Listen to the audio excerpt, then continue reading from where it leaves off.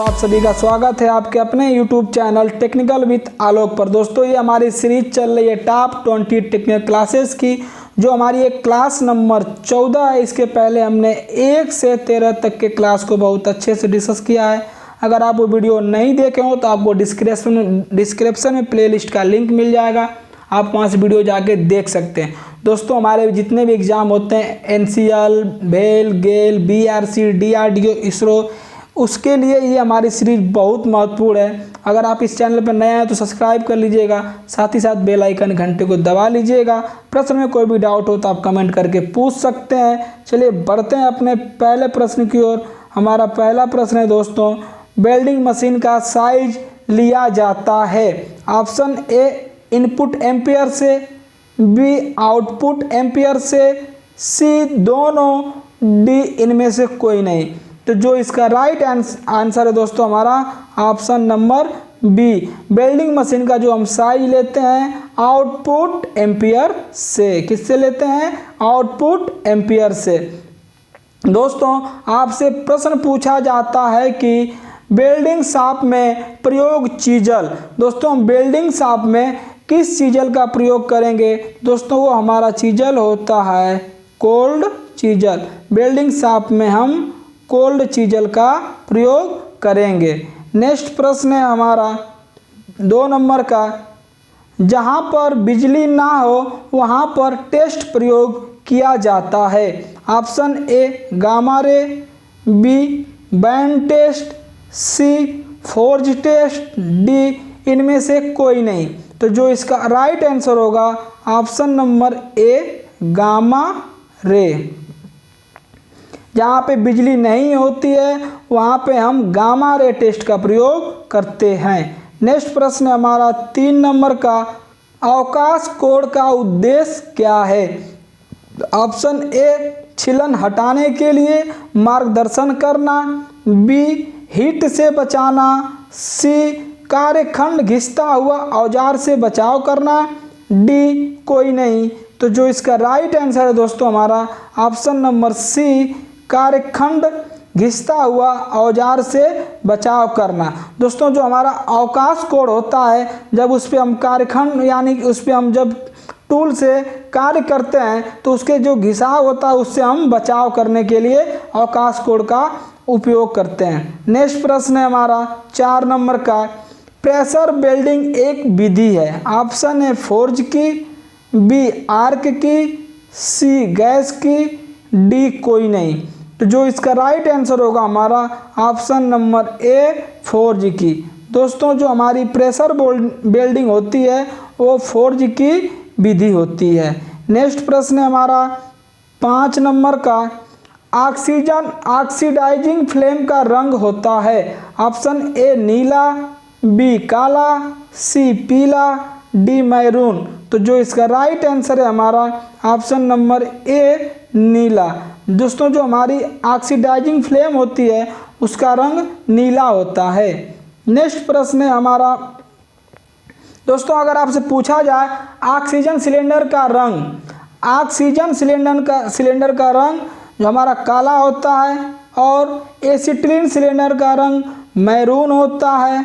और उसमें जो थ्रेड कटी होती है दोस्तों ऑक्सीजन सिलेंडर में राइट हैंड थ्रेड और एसिटिलीन में लेफ्ट हैंड थ्रेड। नेक्स्ट प्रश्न है हमारा 6 नंबर का, टोंग्स बनाई जाती है। Option A mild steel, B cast iron, C pig iron, D सभी। तो जो इसका राइट आंसर है हमारा option number A mild steel. जो हमारी टोंग्स होती है दोस्तों वो माइल्ड स्टील से बनाई जाती है। नेक्स्ट प्रश्न है हमारा 7 नंबर का, किस विधि के द्वारा पानी के नीचे वेल्डिंग की जाती है? Option A forge welding, B hyperbaric welding, C thermit welding, D इनमें से कोई नहीं। तो जो इसका राइट आंसर होगा hyperbaric welding, option number B. दोस्तों थर्मिट वेल्डिंग के बारे में पूछा जाए कि रेल की पटरियों को जोड़ने के लिए हम कौन सी वेल्डिंग करते हैं, तो हमारी वेल्डिंग है थर्मिट वेल्डिंग।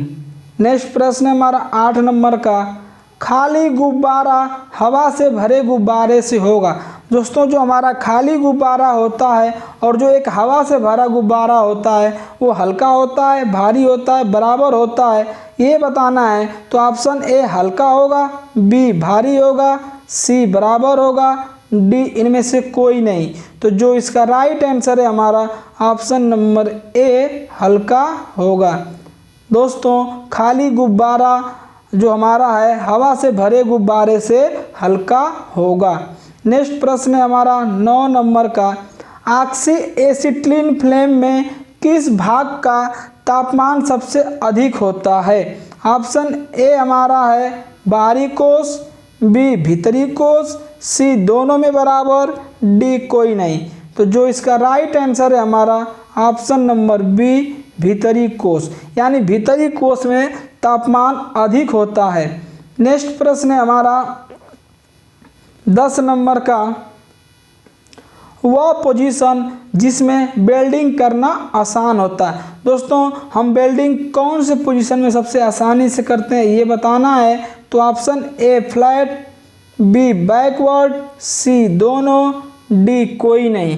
तो जो इसका राइट आंसर है हमारा ऑप्शन नंबर ए, यानी फ्लैट जो हमारा पोजीशन होता है उसमें हमें वेल्डिंग करना आसान होता है। नेक्स्ट प्रश्न है हमारा 11 नंबर का, गहरे पानी के नीचे कटिंग के लिए प्रयोग गैस। दोस्तों वो कौन सी गैस है जिसका प्रयोग हम गहरे पानी में कटिंग करने के लिए करते हैं? Option A hydrogen, B acetylene, C दोनों, डी कोई नहीं। तो जो इसका राइट आंसर है option number A hydrogen. Hydrogen gas का प्रयोग हम गहरे पानी में कटिंग करने के लिए करते हैं। नेक्स्ट प्रश्न हमारा 12 नंबर का, वेल्डिंग शॉप में प्रयोग चीजल। दोस्तों हम वेल्डिंग शॉप में कौन सा चीजल का प्रयोग करते हैं? A cold chisel, B hot chisel, C दोनों, डी इनमें से कोई नहीं। तो जो इसका राइट आंसर होगा कोल्ड चीजल। कोल्ड चीजल का प्रयोग हम वेल्डिंग शॉप में करते हैं। नेक्स्ट प्रश्न है हमारा 13 नंबर का, एमएस प्लेट यानी माइल्ड स्टील की प्लेट के ड्रिलिंग के लिए उपयुक्त तरल पदार्थ। ऑप्शन ए घुलनशील तेल, बी पानी, सी संपीड़ित हवा, डी मिट्टी का तेल। तो जो इसका राइट आंसर है दोस्तों हमारा ऑप्शन नंबर ए घुलनशील तेल। माइल्ड स्टील की ड्रिलिंग के लिए हम घुलनशील तरल पदार्थ का प्रयोग करते हैं। अगर आपको मिट्टी तेल का पूछे तो एल्युमिनियम की ड्रिलिंग करने के लिए हम मिट्टी के तेल का उपयोग करते हैं। नेक्स्ट प्रश्न है हमारा 14 नंबर का, एक ड्रिल का पेचदार एंगल यानी जो हमारा हेलिक्स एंगल है निर्धारित करता है। Option A cutting angle, B web angle, C rake angle, D lip angle. तो जो इसका राइट आंसर है हमारा option number C rake angle. क्या होता है दोस्तों? Rake angle. दोस्तों अगर आपसे पूछा जाए प्रश्न ड्रिल का कटिंग एंगल कितना होता है तो होता है हमारा 118 डिग्री। नेक्स्ट प्रश्न है हमारा 15 नंबर का, वर्नियर कैलिपर जिसमें 49 mm मुख्य स्केल भाग वर्नियर पैमाने पर 50 एक समान हिस्से में बटे हुए हैं उनका न्यूनतम पठन होगा। तो ऑप्शन ए है 0.01 mm, ऑप्शन बी है 0.02 mm, ऑप्शन सी है 0.019 mm, डी है 0.05 mm। तो जो इसका राइट आंसर होगा हमारा ऑप्शन बी 0.02 mm। नेक्स्ट प्रश्न है हमारा 16 नंबर का, निम्नलिखित को सूखा मशीन किया जाता है। ऑप्शन यानी सूखा मशीनिंग किया जाता है। Option A aluminium, B cast iron, C titanium, D सभी। तो जो इसका राइट आंसर होगा हमारा बी कास्ट आयरन। दोस्तों कास्ट आयरन में हम कोई भी कूलेंट का उपयोग नहीं करते यानी सूखी मशीनिंग करते हैं। नेक्स्ट प्रश्न हमारा 17 नंबर का, सेंटर ड्रिल का दूसरा नाम क्या है। दोस्तों जो हमारी सेंटर ड्रिल है उसका एक और नाम होता है, option A cutting tool, B facing tool, C combination drill bit, D tool head. तो जो इसका राइट आंसर होगा हमारा option number C combination drill bit. हमारे जो सेंटर ड्रिल का दूसरा नाम होता है कॉम्बिनेशन ड्रिल बिट है। नेक्स्ट प्रश्न है 18 नंबर का, कोल्ड चीजल बनाई जाती है। Option A drawing, B forging, C rolling, D कोई नहीं। तो जो इसका राइट आंसर है फोर्जिंग। जो हमारी कोल्ड चीजल है दोस्तों वो फोर्जिंग करके बनाई जाती है। नेक्स्ट प्रश्न है हमारा 19 नंबर का, माइल्ड स्टील को काटने के लिए चीजल का कर्तन एंगल होना चाहिए। ए 30 डिग्री, बी 45 डिग्री, सी 50 डिग्री, डी 60 डिग्री। तो जो इसका राइट आंसर है हमारा डी 60 डिग्री। दोस्तों माइल्ड स्टील की कटिंग करने के लिए जो हमारे चीजल का कर्तन एंगल होता है यानी कटिंग एंगल होना चाहिए वो 60 डिग्री होना चाहिए। कितना? 60 डिग्री होना चाहिए। नेक्स्ट प्रश्न 20 नंबर का, फेसिंग टूल का प्रयोग कौन सी क्रिया के लिए भी करते हैं। Option A turning, B knurling, C threading, D भी कटिंग। तो जो इसका राइट आंसर है option number A turning. Facing tool का प्रयोग हम टर्निंग करने के लिए भी करते हैं। नेक्स्ट प्रश्न हमारा 21 नंबर का, भी ब्लॉक बी ग्रेड की लंबाई होती है। दोस्तों जो हमारी भी ब्लॉक होती है वो ग्रेड ए और ग्रेड बी में पाई जाती है। तो हमें इसमें ग्रेड बी की लंबाई को बताना है। Option A 100 mm, B 200 mm, C 300 mm, D 400 mm। तो जो इसका राइट आंसर है सी 300 mm। देखिए जो हमारा भी ब्लॉक होता है वो ग्रेड ए और ग्रेड बी में पाया जाता है। तो जो हमारा ग्रेड ए की लंबाई होती है दोस्तों 100 mm होती है, जो बी की होती है 300 mm होती है और हमें बी की ही बतानी है। देखिए नेक्स्ट प्रश्न है हमारा 22 नंबर का, चाबी मार्ग काटने के लिए प्रयोग किया जाता है। दोस्तों चाबी मार्ग काटने के लिए हम किस चीजल का प्रयोग करते हैं। तो ए है flat chisel, B cap chisel, C diamond chisel, D half round chisel. तो जो इसका राइट आंसर है हमारा option number B cap chisel.